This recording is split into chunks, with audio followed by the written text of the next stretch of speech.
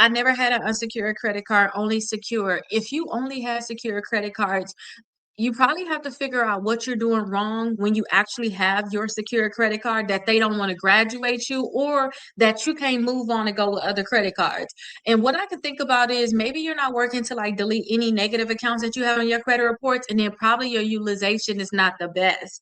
Okay, utilization, no matter if it's secured or unsecured, y'all, that will keep y'all credit score low. And when y'all want to go ahead and apply for credit cards, y'all not going to be able to get approved for them. So it's going to be um a horrible thing. So I totally suggest, if you're not able to get approved for unsecured credit cards, try like unsecured credit cards, try like Mission Lane, try Navy Federal. You know what? Matter of fact, I have my list right here.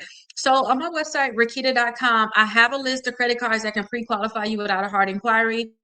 I know you all are probably watching this video here, but you all are watching me live. So y'all can't see it, but you guys, let me show y'all exactly what I mean by apply for some of these credit cards. So this is a list of credit cards that can pre-qualify y'all without a hard inquiry. Okay. It can pre-qualify you without a hard inquiry. So let me show you a few of them that you can just try to get. So if you don't think that you can get it, if you pre-qualify for it, they may give it to you. Okay. And again, it's on my website, Rickita.com. So Apple credit card, pre-qualify for it. They say yes or no, good. Okay. Another one on here, you could try Discover in general. These are secure, but you can try Discover. They got unsecured credit card. Maybe Federal got unsecured credit cards you could pre-qualify for. You could try Pedal One, Pedal Two. Okay. Don't try Open Sky. That's a secure credit card. They do have an unsecured credit card, but we want you to have some credit cards you can have open for a long time. Okay. Credit One Bank, if they can give you no annual fee, if they can give you no annual fee, go for it. No matter what your annual fee, better not be more than $39. If it is, you need to go. You don't want to have an annual fee at all. You don't want to have that credit card at all. Another one on the list is Wayfair. See if you can pre-qualify for that. Walgreens, MasterCard. You can see if you can pre-qualify for that. NASA credit cards, you can pre-qualify for this one. And again, pre-qualifying is when you can try to see if you can get a credit card without a hard inquiry. So when you pre-qualify for it, they're going to tell you yes or no and whether or not they're going to give it to you without the hard inquiry. So that's going to be perfect for you all. Y'all don't want to get the hard inquiry, okay? Another one y'all can think about is the Mission Lane credit card. That could be a good one. Try to see if you can get that. The Prosper and Mission Lane is for people that really don't have like the best of credit, you know. So those are two ones. Milestone, see if you can get that one. Check the annual fees though. Indigo, check the annual fees for sure. Now let me show you a quick thing too on my website, just in case y'all want to be able to look at these cards deeper. Okay, so this is the beginning of my website. When y'all first come to my website, this is what it's going to look like, right? And then when you scroll down, you'll be able to see this list right here, pre-qualified with no hard inquiry. That's the list that we were just looking at. We got some for people with bad credit, students, travel, the best credit cards for building credit, the best credit cards for gas, rewards, cash back. So there's multiple lists, but I like that pre-qualified with no hard inquiry. Again, it's on my website, Rickita.com. Y'all can be able to see it. Now, listen, we was talking about this Indigo credit card. Do not get it if it got a horrible annual fee. I suggest you go ahead and click on it. Like you can click on a name and then you will see other people that was able to get approved for it. I'm going to continue to add more people on here so you can be able to see other people that got approved for it. I love when you guys go to my YouTube channel and actually leave me a comment saying, hey, I was approved for this card. This was my limit. This was my credit score. Because that's where I got all this stuff from and put it onto my website. All the people that comment on my YouTube channel say they got approved for credit cards, I add it here. But if you want additional information about a credit card, you can always do that, and you can do that for all the credit cards on this list. But look, it's so many credit cards on here, and I want to spend extra time with you because you said you never got approved for an unsecured credit card. Hopefully by now you have got an unsecured credit card, but if not, try this list. Okay, again, you guys, it's on my website, Rickita.com, and then you scroll down and you'll see pre-qualified with no hard inquiry. You'll see a lot of credit cards on here. Okay, so try to see if you can get any of these credit cards. I really wish you the best of luck with getting an unsecured credit card.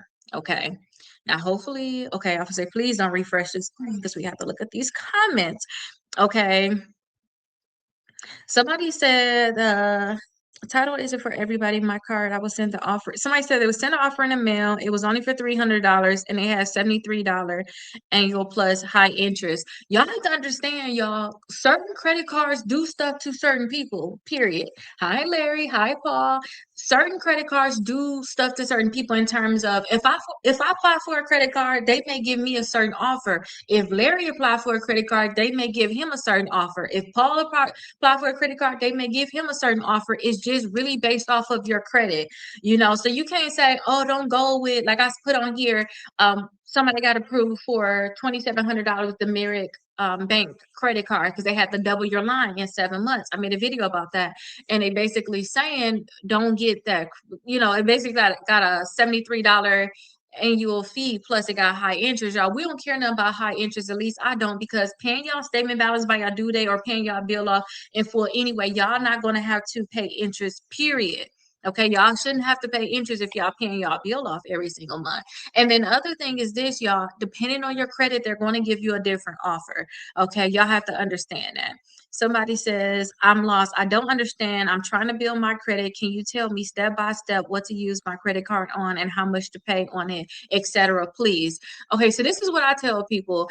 You never want to use no more than you never want to use more than 30% on any credit card, period, because that's when you start going into the danger zone. That's when you're getting closer to, if you don't pay it off, you can potentially get it charged off. Then they're going to sell it to a collection company. Now you got to charge off in a collection on your credit report. So just have in your head that you will never spend more than 30% on your credit cards. Okay, so just have it in your head, I'm never going to spend more than 30% on my credit cards. Okay, so that's one thing.